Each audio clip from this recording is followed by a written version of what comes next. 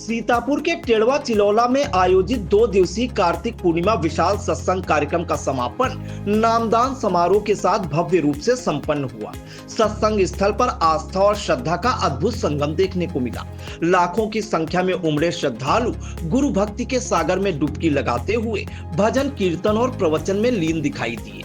इस मौके पर उज्जैन से पधारे संत उमाकांत महाराज ने भक्तों से कहा कि सत्संग में जो बातें बताई जाती हैं, उनका पालन ही सच्ची साधना है। इन्हीं बातों को जीवन में उतारने से मनुष्य को सच्चा सुख, शांति और आत्मसमर्पण की प्राप्ति होती है।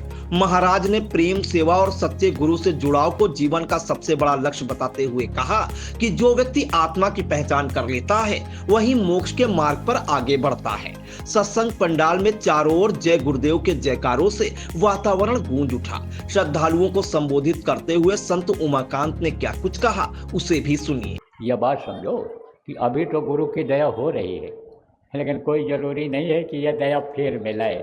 और यह दया जब नहीं मिलेगी तब आपको बहुत दिक्कत आएगी, ज़्यादा मेहनत करनी पड़ेगी।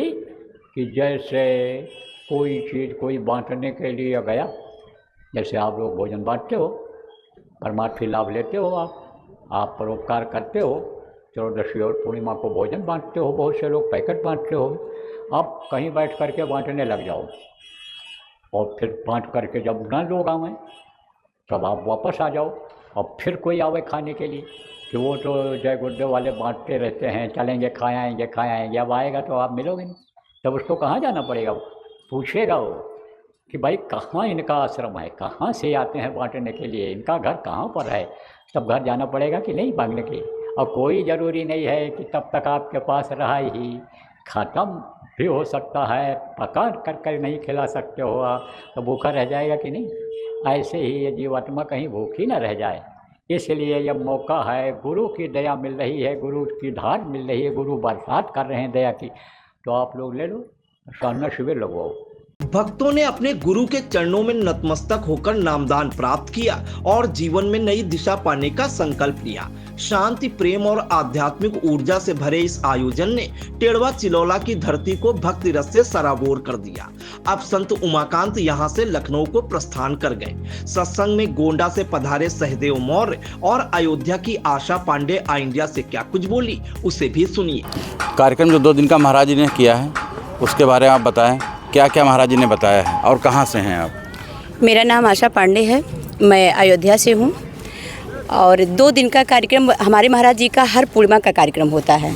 अभी इसके पहले शरद पूर्णिमा का कार्यक्रम था, इसके बाद कार्तिक पूर्णिमा का हुआ और अब आगे भी हर पूर्णिमा में होता रहता है।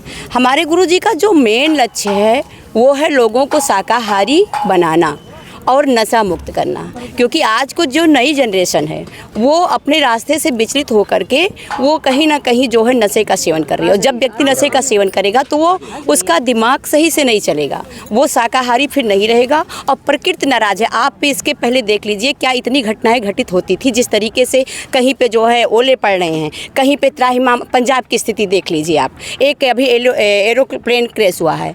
तो ये घटनाएँ क्यों हो रही है, विचार करने की बात है। पहले इतना मांसाहार का प्रचलन नहीं था, अब आजकल क्या हो गया कि ड्रिंक करना और ये मांस, मछली, ये सब खाने पीने की चीज़ें अपने आप में कहीं ना कहीं लगता है कि लोग फैशन बना लिए हैं खाने के लिए। बहुत सा हमारे गुरुजी का आदेश है कि इन जीव जंतु की हिस्सा छोड़ करके आप काजू खाइए, बादाम खाइए, दूध पीजिए, लेकिन लोग अपने मार्ग से भटक गए हैं।